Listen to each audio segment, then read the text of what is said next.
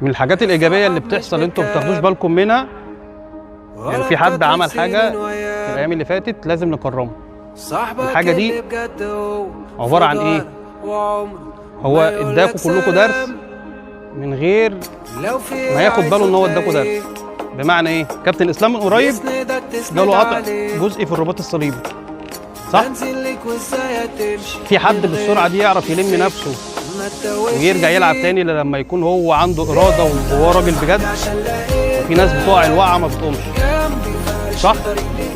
طيب، وكان بيجي التمرين بالعكاز وكان وبيجي على نفسه عشان فاحنا قررنا النهارده نكرم كابتن اسلام، تمام؟ كأفضل مدرب،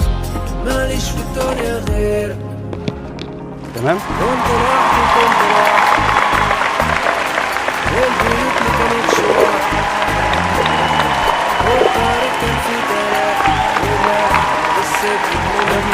يقول لي لا يا ابني بس استنى مش شنطه. مسافه جنب باقي ده.